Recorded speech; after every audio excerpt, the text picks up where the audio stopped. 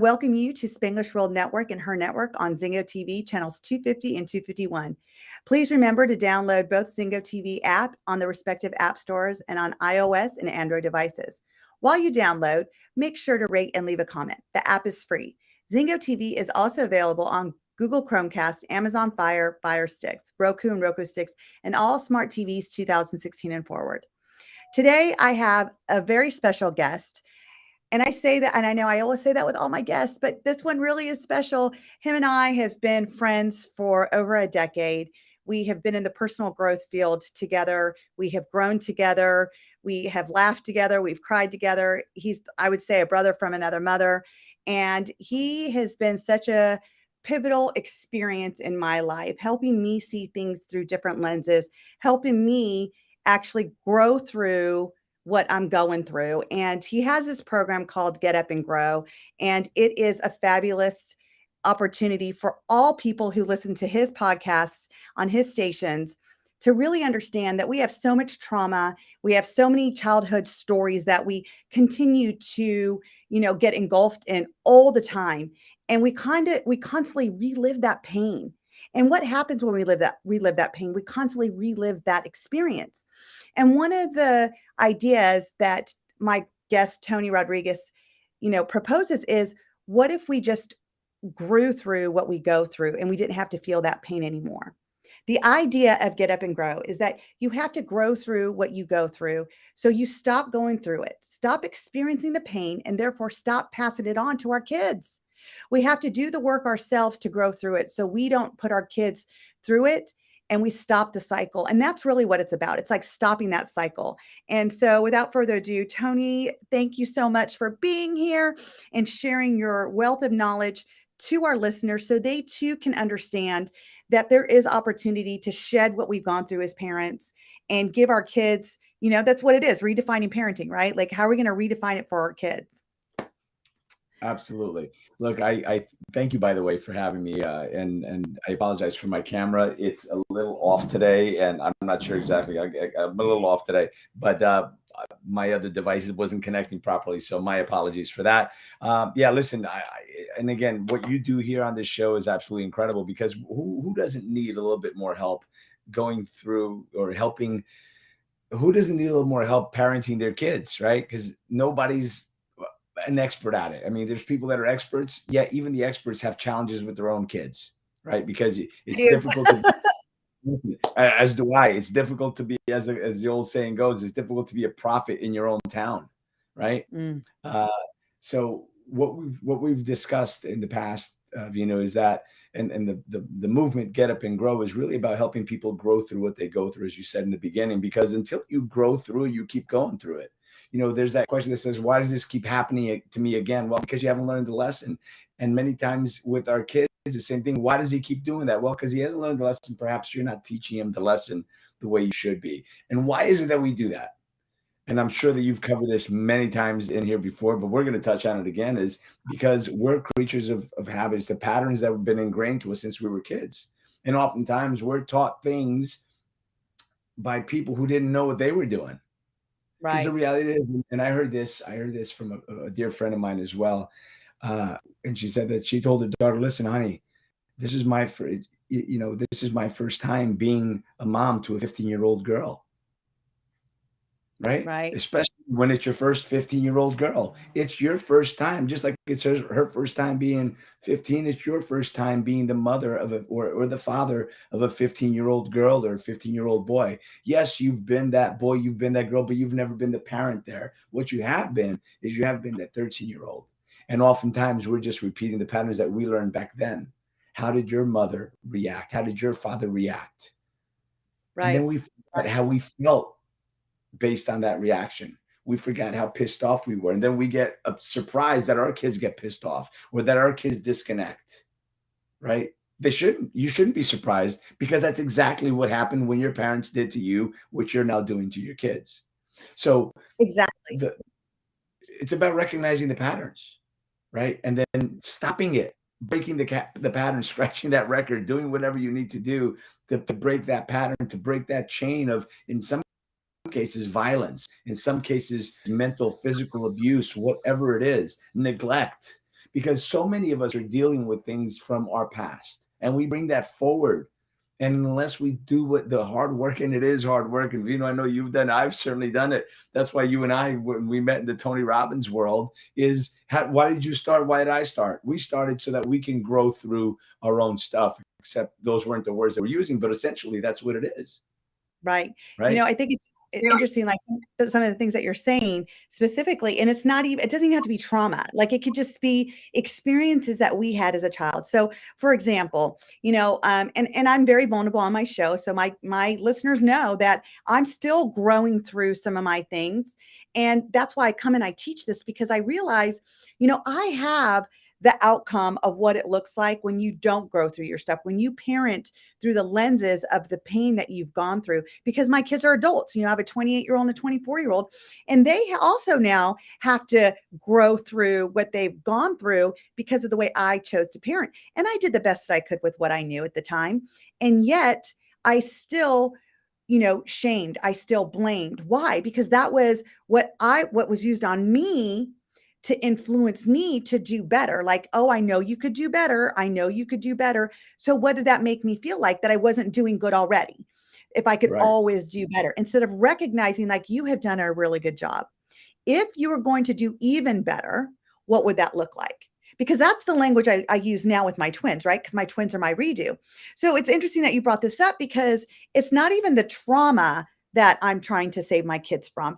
It's what I went through to feel low self-worth and low self-esteem. So like I always heard, Vinu, you talk too much. You ask too many questions.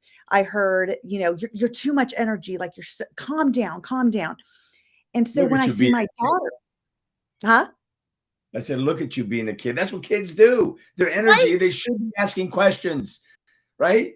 We should encourage that, not stop that. We're stunting our kids' imagination and growth. We need to stop it. Sorry, I interrupted.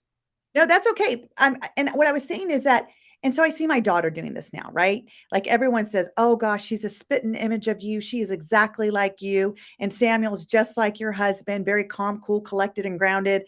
And I said, oh my gosh. So hearing that, I'm like, she can't be that way. She's too hyper. So we're always telling her, Sage, you're talking too much, Sage.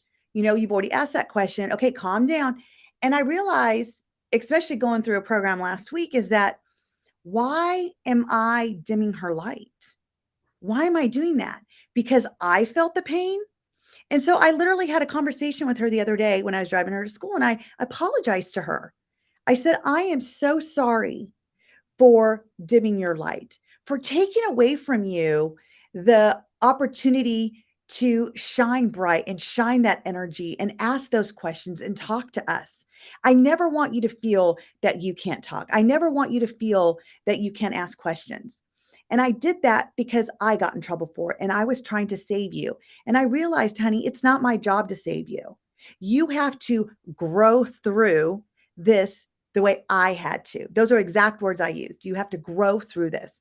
And so I'm telling you from my heart, I am so, so sorry for not allowing you to be who you are. And from this day forward, game on. You do you, honey. And I'm going to cheer you on and I'm going to be your biggest cheerleader.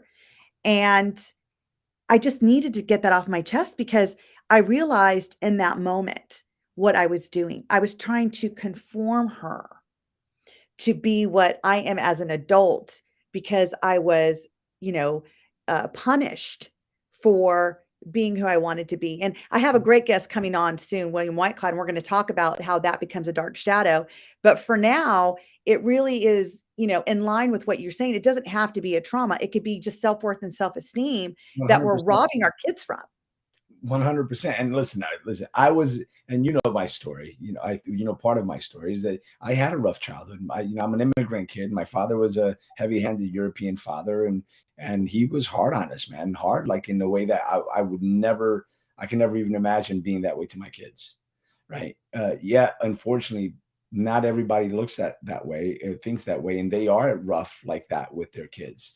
So I understand where that is, and I understand where that led. I was suicidal at 16, and that's where this could lead, my friends, because it could very well lead to that if you're knocking your kids down so much because you think you're teaching them a lesson, because you think you're making them strong without giving them the tools to actually be strong, without giving them the wisdom that comes with the ability to change and to do that. Remember, they're children. They're not mini adults. They're children still developing those things and if you are confident, congratulations. How long did it take you to get there?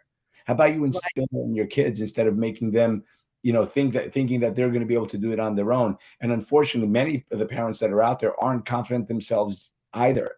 And sometimes they take it out on their kids, right? So there's so much to be said about that. So it's really important for the adult because you're watching this right now looking for tips on how to help, how to treat your kids different, what to do with your kids. Well, I'm here to tell you that it starts with fixing you, and for you Yeah. looking in the mirror, and for you dealing with perhaps some of the demons that you had in the past. And it doesn't have to be abuse, it doesn't have to be trauma. It could just be the sense of abandonment, the sense of not my parents maybe not caring enough, or not loving me, or not believing in me, therefore their self-confidence. And it took me to, at 16, holding razor blades to my wrists on 2 different occasions. And of course, I changed, and I am who I am today. That's another story. My car accident, I died in a car accident on my 18th birthday because God has a sense of humor. But that's a story for another day. Yet, I'll just say this: I had to change. I had to grow. And I'm Mhm. going to say to you what I say to myself when I say you, the audience, is I might not have had the childhood that I wanted or the father that I wanted and deserved. But I got exactly who it is I needed to have to be Absolutely. the husband and the father that I am today. But I had to make the conscious decision to be different. And you have to make the conscious decision to be different, to be better, because we were taught things by people who perhaps didn't know either. Because if you don't know how to be a better parent today, well, think about what it was when your parents were first growing up. Maybe they knew better, but chances are, at least right today, we have access to the information, even if we don't get it from our parents. Right. So I challenge you to work on you, to work on the man, the woman in the mirror, forgive. And here's the thing that I want to make sure that you're aware. There's 2 things that can dramatically change your life. Number one is gratitude. What are you grateful for? What could you be grateful for? What should you be grateful for? Mm, Right? those are really great questions and great way to reframe what you're going through. You can't be in gratitude and sad or depressed at the same time. 100%. And, When be grateful. Oh, sorry. Yeah, there's like a little lag. I'm sorry about that. When you are being in depression, because we do depression, like everything, every emotion we do, first of all, we do depression by looking at what is, not happening in our life, what we're missing out on our life, what we lost in our life. And it puts us in a sense of scarcity, a sense of loss. And when you're in gratitude and when you find things that you can be so grateful for, it puts you in a state of abundance. And we do gratitude, right? We are able to look at the things that in our life that are so grateful. And like you said, that, even through my childhood, I was suicidal at 13 all the way till I was 34. That was my answer to escape this life for what I went through.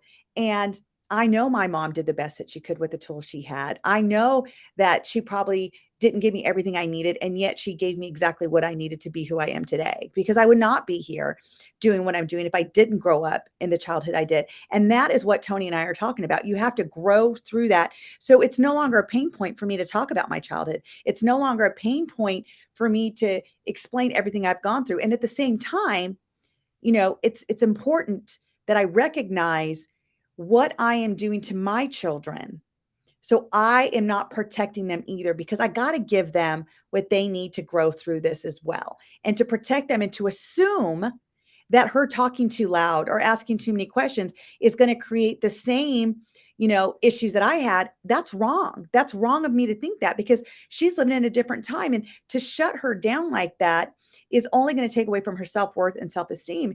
And I'm going to tell you something. It's not even just self-esteem and self-worth. I got kids all the time is my parents don't trust me. When I talk to the parents, they're like, I don't trust anybody. That's an issue because Exactly. it's showing up. It's showing up in your parenting.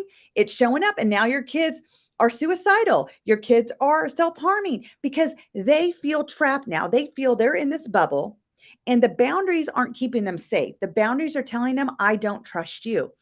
And in all actuality, what I try to explain to my teenage clients is it's not that your parents don't trust you, they don't trust the world. And so they're trying to keep you safe. But kids at 13, 14, 15, 16, their minds will not ever see it that way. So, what has to happen is you, as the adult, to get through the trust issue, to allow your kids to expand and keep boundaries because boundaries indicate that they're safe and they're loved. And kids need to feel safe because if not, kids that push the boundaries, they're looking for boundaries. I'm going to tell you that right now. And this is what Tony and I are talking about is it could be the smallest thing from I don't trust to I was abused as a child. Like it doesn't have to be that big. It could be the whole spectrum. But what we're saying is take a good look at who you are as a parent right now and all the stuff that you need to heal, not fix, heal, go through it to heal with it.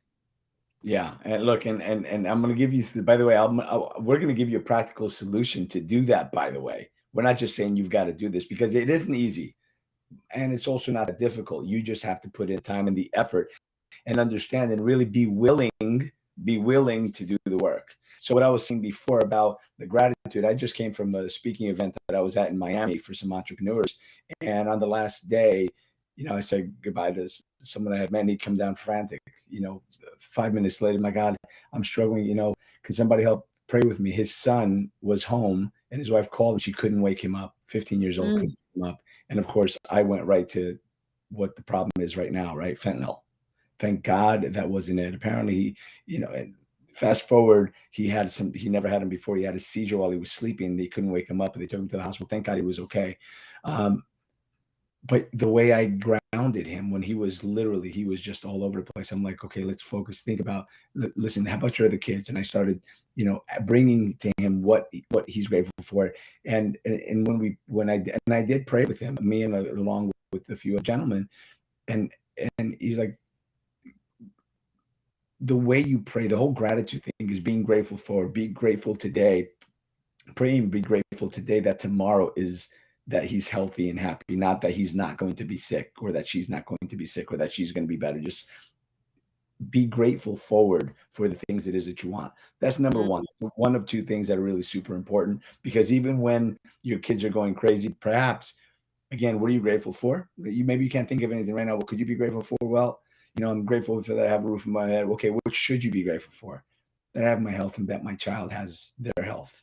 Right. About that. Go to a little bit of gratitude first so that grace can kind of show up as you take the next step. The other thing that's super important, both for you to exercise now with your children, but to look back on whatever it is that hurts you. There's that quote that I really love to repeat, and I'm sure you've heard it before as well. You've got to heal what hurt you so you don't bleed on the people that didn't cut you. Well, we tend to be bleeding all over kids. Wait. Say that again. That is amazing. Thank you. It's you've got to heal what hurts you. Otherwise, you're going to bleed all over the people that didn't cut you.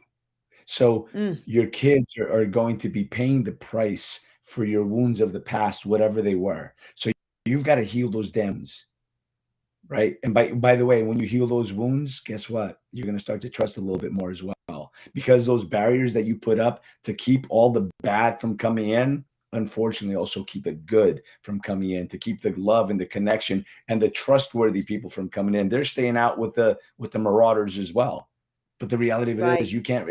And chances are you don't really feel love the way you'd like to feel love because you're closed off to the world.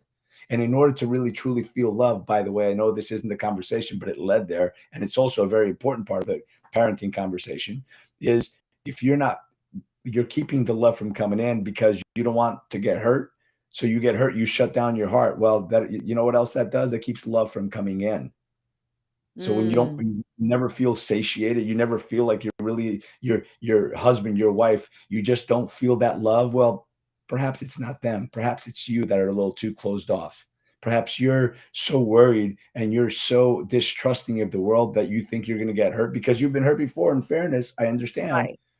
Because of that, you're keeping the love that you so desire from coming in. And when you don't feel that love, then perhaps we take it out on our kids, or perhaps we don't stand up at work and we come home and take it out on our kids.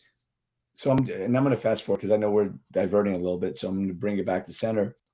Say the forgiveness piece is so uber important, because when you forgive the people, the situation, what happened in the past, when you can forgive that, that's how the healing begins. And until you forgive, and by the way, forgiveness does not make any of the things that happened bad to you okay. It doesn't give anybody a free pass and saying, listen, it's okay that you did that to me, or that you whatever. It doesn't mean that. It simply helps you to knock down the walls of the prison that you've been living in your own mind. It helps you knock down that great wall of China that you've put around your home to keep you protected, but also keeps the good out. And that's how you start the forgiveness process. You've got to forgive those who hurt you so that you can. That's how the healing starts. That's how you stop the bleeding all over people, by healing your own hurts. Because you know what? Hurt people do hurt people. Here's the good news: healed people also heal people, which is what Venu's doing, which is what I'm doing, because we've been healed. So now we're helping to heal people as well, to grow through that trauma. But the most important thing, again, gratitude and forgiveness. And there's a forgiveness exercise. We're not going to go through this, Venu, because I know that there's not enough time, but I will give the resource. Look up, and maybe through the Tony Robbins, go through to YouTube, look up Tony Robbins in the Ho'oponopono.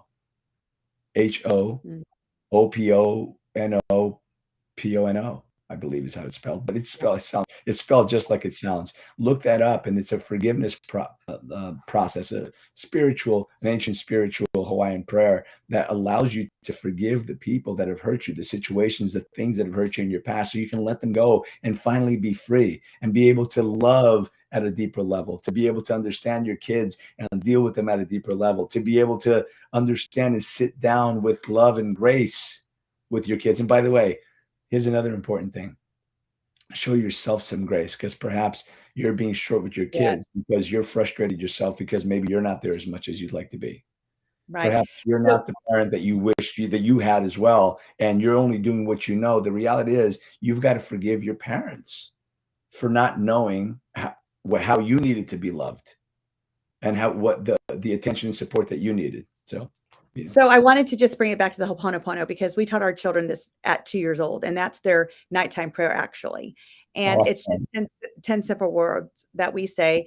I'm sorry, please forgive me, I love you, thank you. And you can look at the way it says, people say it in different orders, but you know what? It's the intention of the prayer.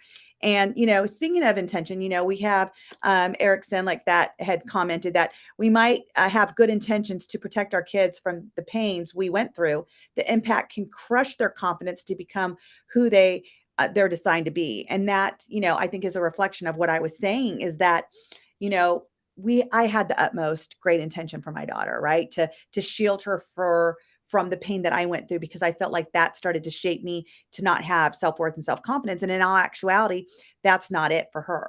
And it comes back to what you were saying just now, Tony, is that, you know, nothing has a meaning but the meaning we give it. Exactly. And we may think that they're in pain. They may not think they're in pain, because they have a whole different meaning of what they're putting to the situation. And that's the other thing that we need to understand, is that we can't assume everyone has the same definition about something the way we do. What you think about me is none of my business. It is not my responsibility to change what you've created in your mind by one conversation with me, or by one post you see about me, or something that you heard about me. If you make a distinction about who I am off that, that's all on you. It's not my job to prove to you I'm not that person. Instead, what I would, invite everyone to do is start to look at, who do you surround yourself with? Are you surrounding yourself with people you need to prove yourself to?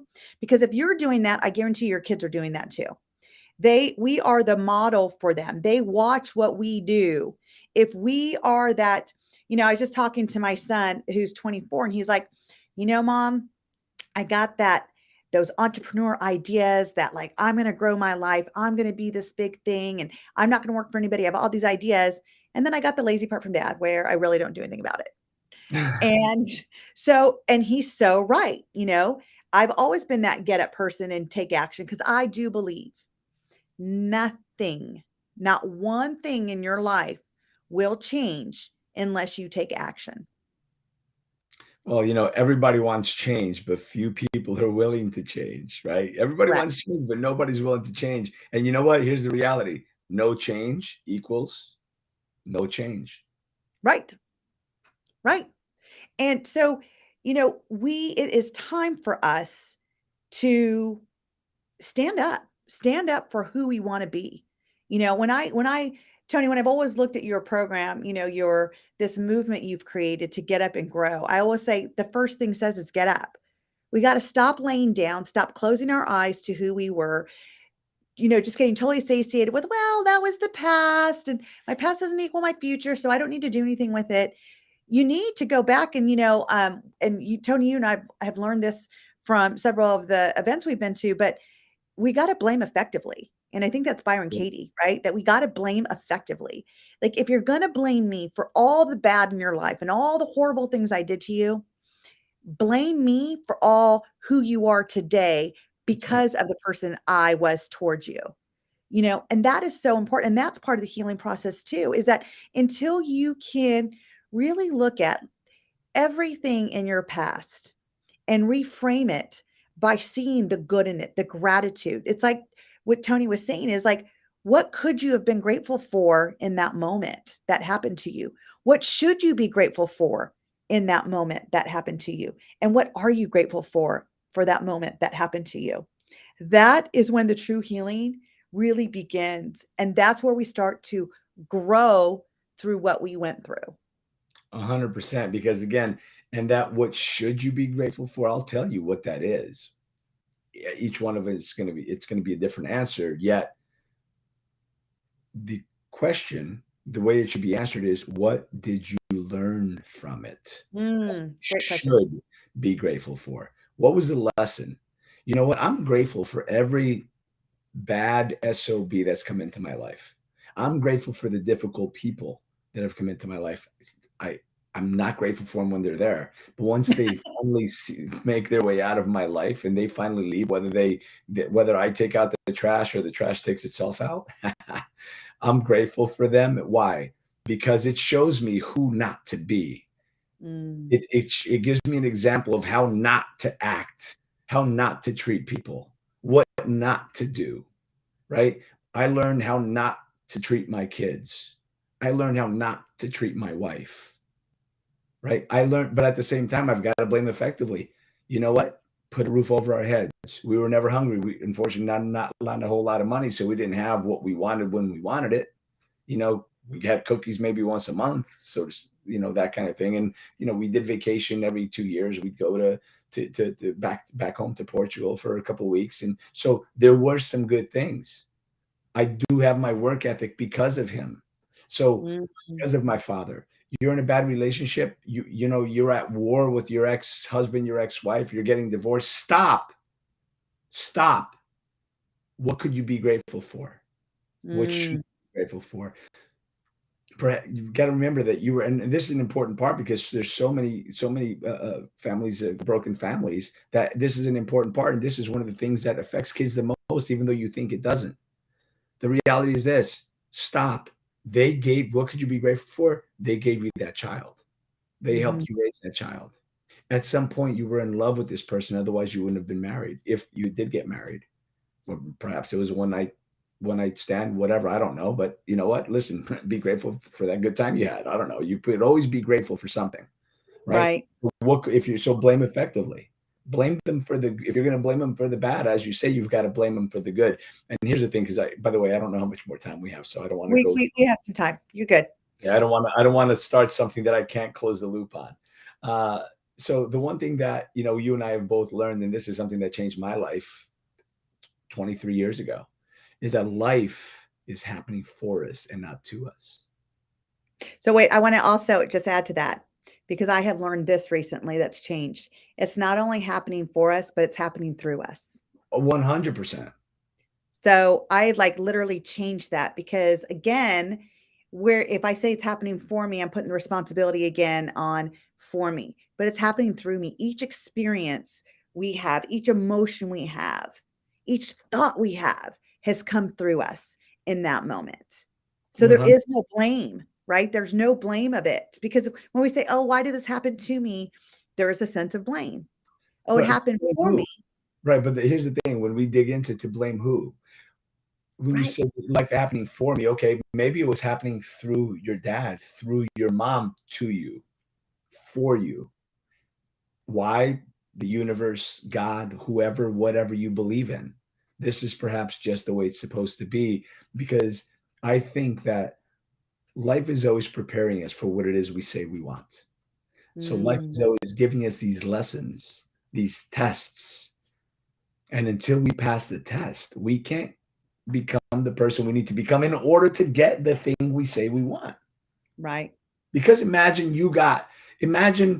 5 years ago at this show, 5 years ago, somebody said, Vino, I've got a great opportunity. Here's this show. What would you do at the show if you weren't ready for it?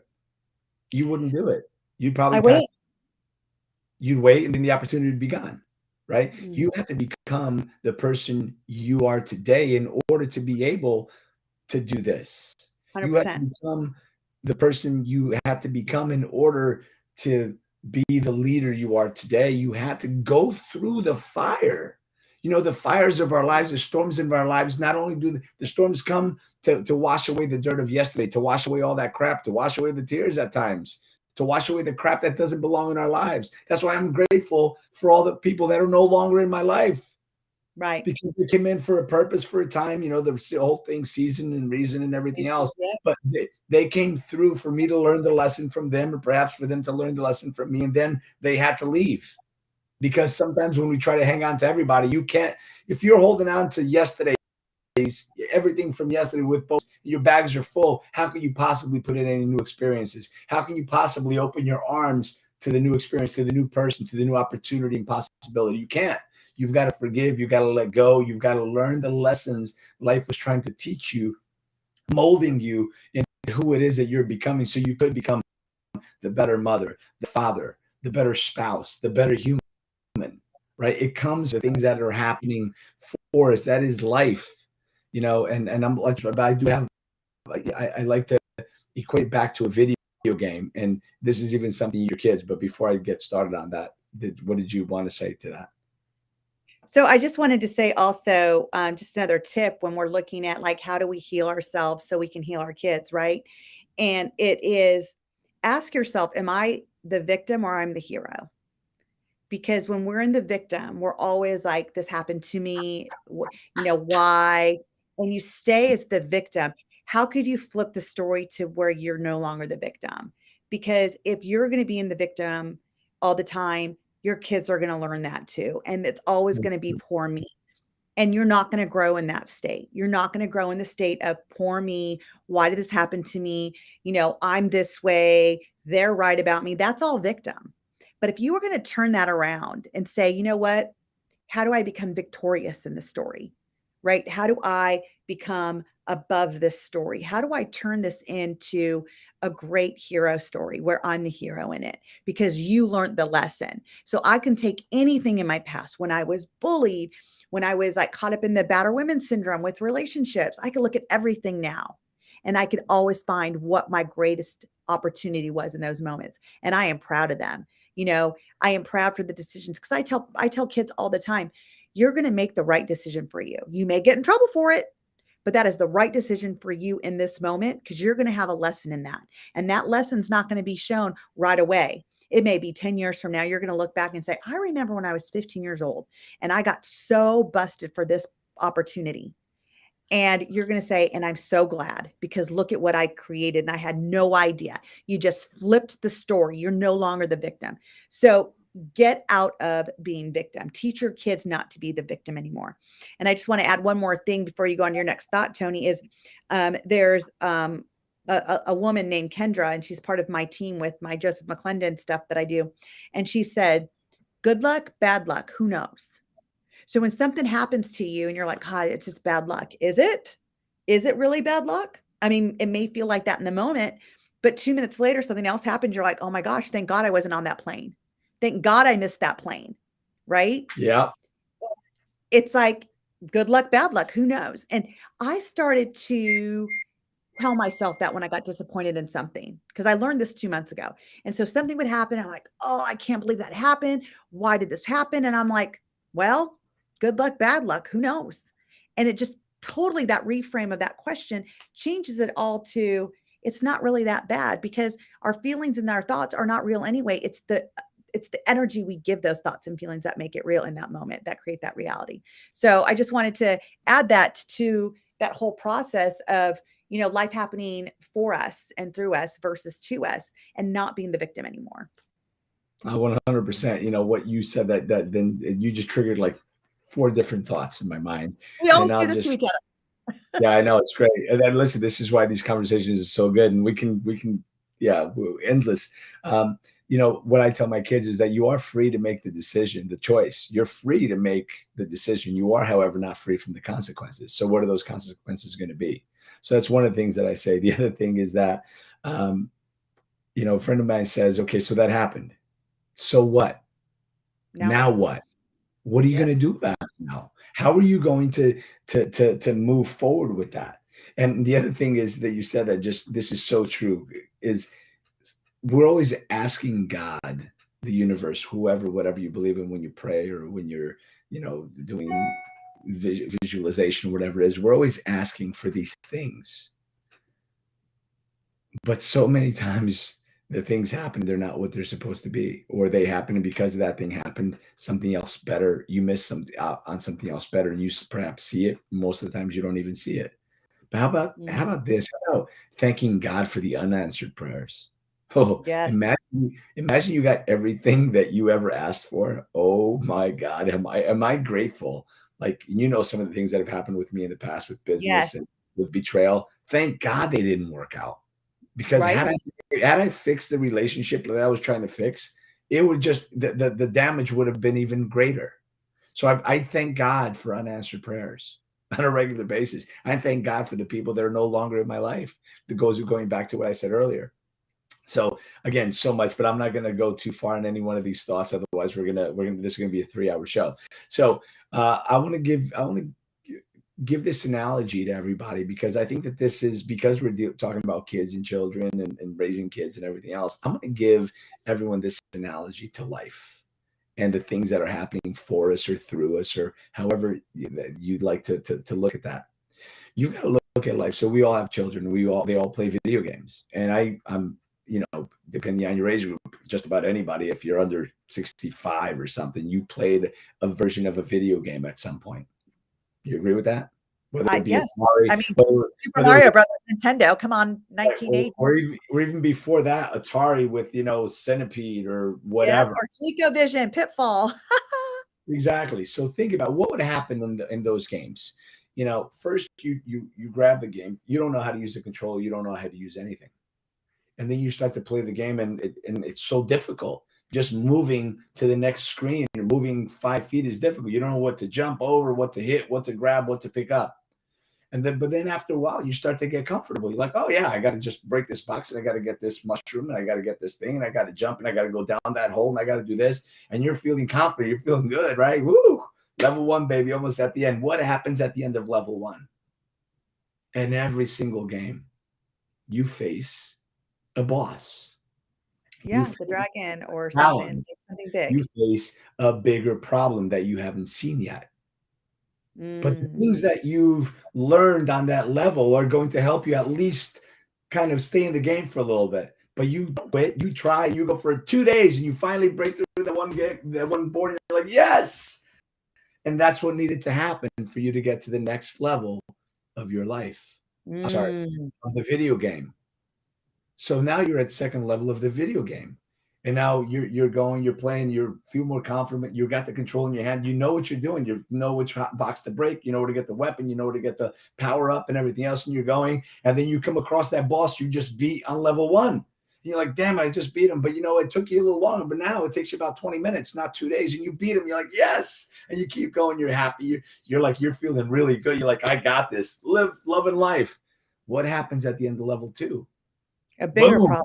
An even bigger problem, an even bigger boss, an even bigger challenge. But you know what? You've already learned how to fight the other boss. You've learned some more skills along the way. and you start fighting that big boss, and it takes you a day or two or however long it takes.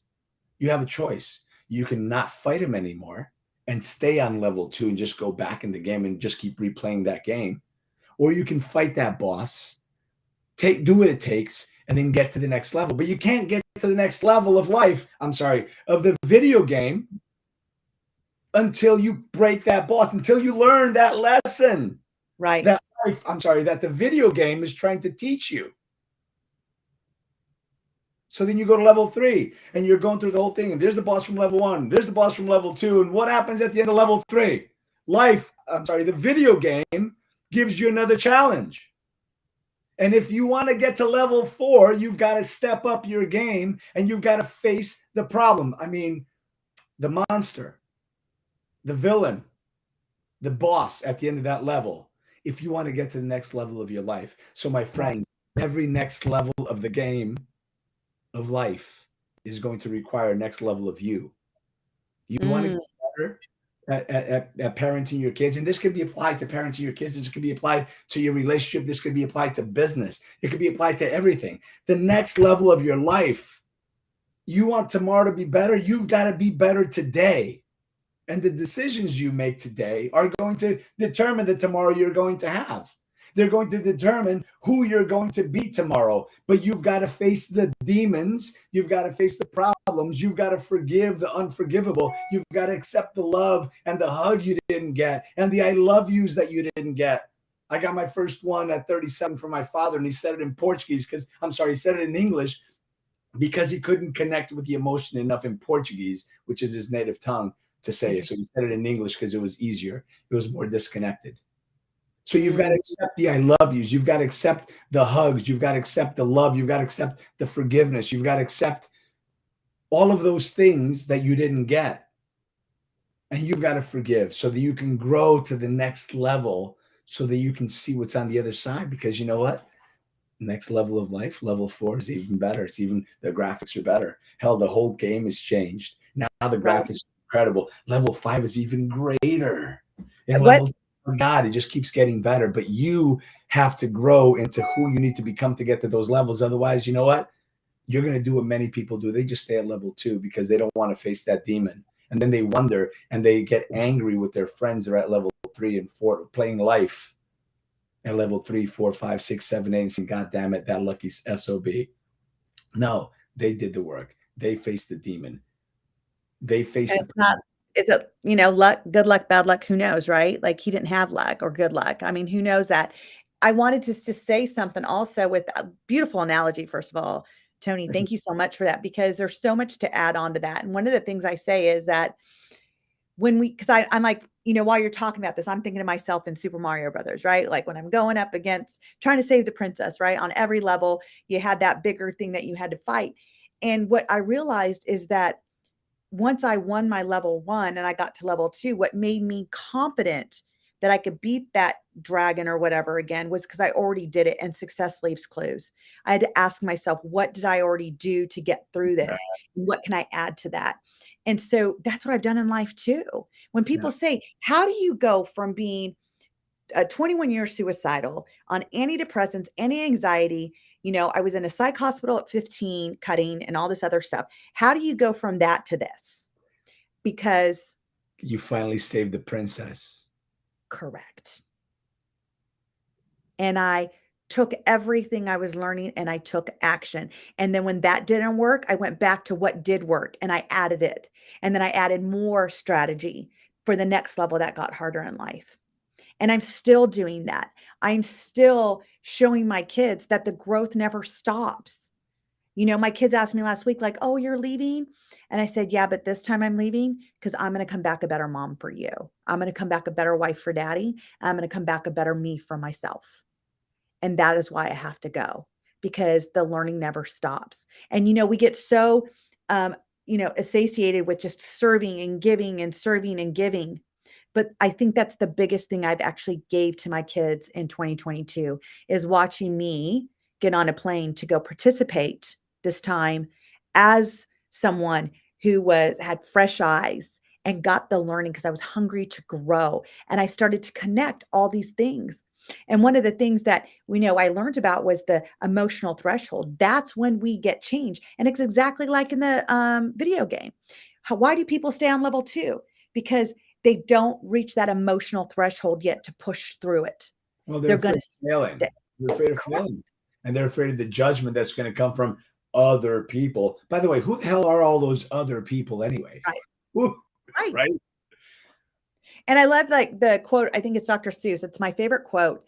Those that matter don't mind, and those that mind don't matter. Well, And I do it's that all the something time. that's one thing that I finally, after many years, really got into my body this past week is that I'm going to be the best version of me. And if you don't like it or you have a different interpretation of what that best version of me looks like, not my problem. And that is what I want to give to my kids. Can you think about, for all my listeners, think about this. If you were able just to teach your kid to not care what other people think, to not care about judgment, to take the feedback for what's going to work for them and leave the rest behind. What kind of life would they have when they became an adult? Because, like I always say on my show, this is our boot camp from birth to 18. What we install in our kids with values and the rules to those values, and what we believe is acceptable, what we believe is not. If we got rid of the judgment now, what kind of adult would they be in their life? Who could they be? Who would they be? And that is to me the biggest gift. And I think, and Tony, that's why I wanted to bring you on because this is so serendipitous that, this all these changes are happening. I bring you on because that's what it is. We have to grow through what we go through so we don't give it to our kids. That is like Absolutely. the message here. So we have like 4 more minutes. So let's give our listeners some good stuff, Tony. What can they take away to really start making these shifts and really start putting that one foot in front of the other and go and save the princess? And remember that princess, that prince, that king, that knight, that thing you're trying to get, that's you. And that's what life is Right. about. Because at the end of the game of life, you get to be. That's life is about being and learning and creating and growing. So imagine that again, every next level of your life is going to demand the next level of you, and you should be growing. You shouldn't be that playing level 2 for the 50th year. I mean, for the 50th time, right? I hope you guys are Yeah. catching that, right? You Yep. shouldn't be playing that. It's living that same year 50 times. That, has the saying goes, that so many people die at 25 and get buried at 75, right? So their dream dies at 25 and they live the same year for the next 50 years. They get buried at 75 without having really lived because they never got to the next level of their life, because they never stepped up, because they were too afraid of judgment. They were too afraid of what other people thought.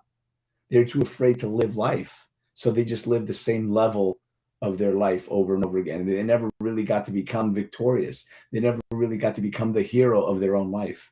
They just survived through life. And life is not to Right. be survived. To be It's to lived. thrive. It's to Yes. live, experience. Life is to be experienced, not just survived. So I challenge everyone to live more, to love more, to forgive, to practice gratitude, and to Yeah. really practice grace on yourself and on your kids. And I promise you, when you look back at your life, you'll regret the things that you didn't do much more than the things that you did. So just play the Absolutely. game of life. Yeah, it's your game. You don't have to go by anybody else's rules in particular. Yeah. And Just don't play. I was just saying last night to my son and my mom, I say, the graveyard's the richest place in the world. And my mom was like, why? I'm like, because that's where all the hopes and dreams are buried. That's it. It's where people, and it just aligns with what you were saying. We do have a question here from Eric. He says, if a parent is not happy with themselves and projecting the victim on their kids, what are some tips to separating those feelings, emotions, to see their child as an individual to support them? The first thing I'm going to say is exactly what Tony and I've been saying. Heal thyself. Joseph McClendon III always says, physician, heal thyself. You have to heal yourself. You need to ask yourself, what has to happen in order to heal these so I could become the hero, not the victim. And to see your kids separately is to know that your kids are not here to live your life. That is not why you had kids. You did not have kids as a redo to live your life that you didn't get to live. You had kids to love them and guide them and I say that again, to guide them, not to dictate to them. They are going to grow up and they are going to make their own decisions. And you're not going to be happy with them because you have an expectation for them. Get rid of your expectations and find what you could be grateful for in your own child.